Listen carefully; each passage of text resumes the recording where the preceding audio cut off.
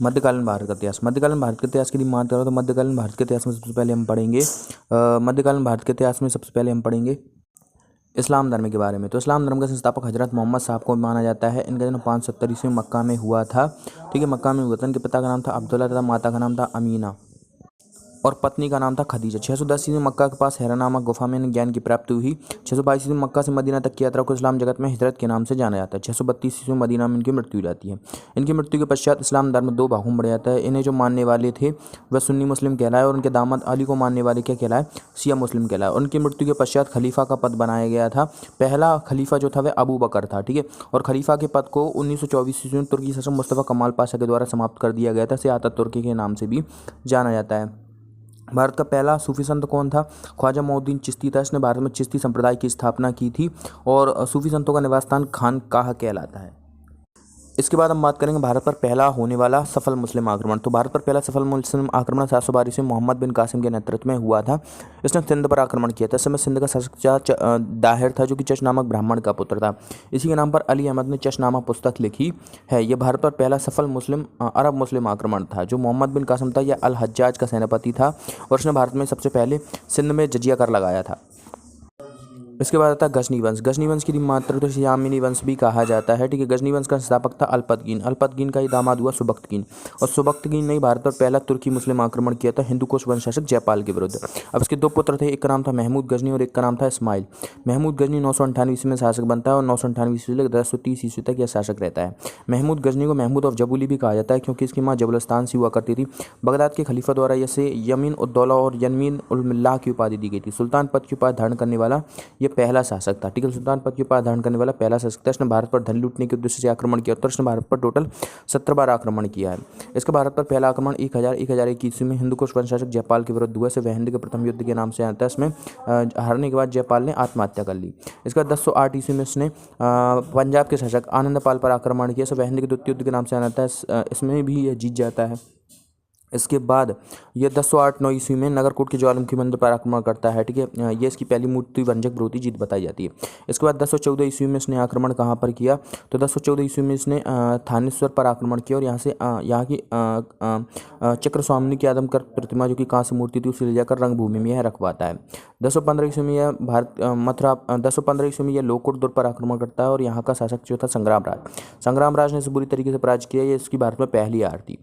इसके बाद 1018 ईस्वी में यह आक्रमण करता है मथुरा। भारत के बेथलेहम के जाने वाली मथुरा पर आक्रमण करता है और कुलचिरी वंश के शासक कोकल्लू को पराजित करता है।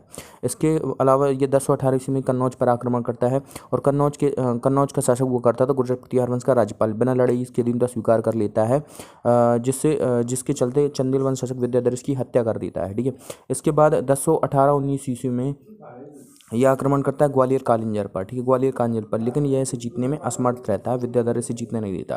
फिर इसके बाद 1025 ईस्वी में यह सोमनाथ मंदिर पर आक्रमण करता है। यह इसकी भारत पर 15वां आक्रमण था। यहाँ से 20 लाख दिनार की संपत्ति इसके हाथ लगती है। इस समय गुजरात का शासक जो था वह भीम प्रथम था।